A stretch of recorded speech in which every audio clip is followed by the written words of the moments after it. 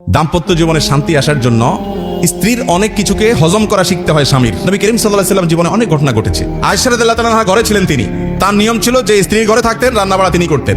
অন্য স্ত্রী এক বাটি খাবার দিয়ে একটা কাজের মেয়েকে পাঠাইছেন, খাদ্দামাকে কৃতদাসীকে পাঠিয়েছেন এক বাটি খাবার দিয়ে, তরকারি দিয়ে ধরেন। তো ভালো বুড়া রান্না করেছেন, রসুলের জন্য পাঠাইছেন। আয়েশা রাদিয়াল্লাহু তাআলা দরজা খুলে দেখলেন যে কাজের মেয়ে তরকারি নিয়ে আসছে আরেক স্ত্রীর ঘর থেকে।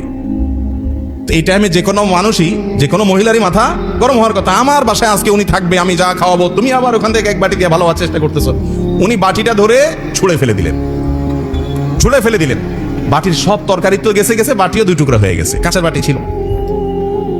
এই দৃশ্য নবী করিম সাল্লাল্লাহু আলাইহি ওয়াসাল্লাম দেখার পর উনি বাইরে হয়ে আসলেন, যা উঠান থেকে নিজের হাতে সে ভাঙা বাটিটা নিয়ে আসলেন।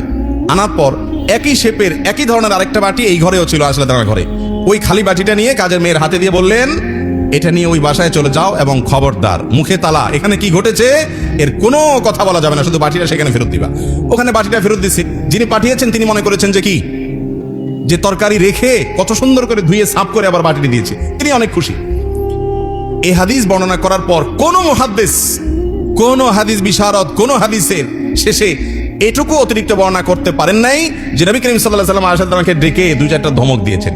আপনি আমি যদি হইতাম এই জায়গায়, আর কিছু না হোক বোর দিকে তাকায়া অন্তত বিরক্তির সুরে এটুকু তো বলতাম যে এটা কাজ করলা, তুমি বাটিটা ভেঙে ফেললা, তুমি তরকারি না নিতে বাটিটা ভেঙে ফেললা। নবী করিম সাল্লাল্লাহু আলাইহি ওয়াসাল্লাম একটি কথাও বলেছেন বলে কোনো বর্ণনা পাওয়া যায় না।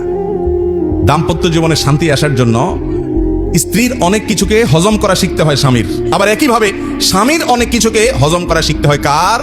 স্ত্রীর। আজ আমাদের সমাজ ব্যবস্থায় ভোগ ভোগ ভোগ, ত্যাগের কোনো নাম নিশানা নেই, যার কারণে সবর কেউ কাউকে প্রতি করতে রাজি না। দাম্পত্য জীবনের শান্তির জন্য এই সবর এবং শুকর যা আল্লাহ তাআলা দিয়েছেন সেটার উপরে শুকরিয়া আদায় করার মানসিকতা থাকতে হবে, না হলে কোনোদিনই আপনি শান্তি পাবেন না।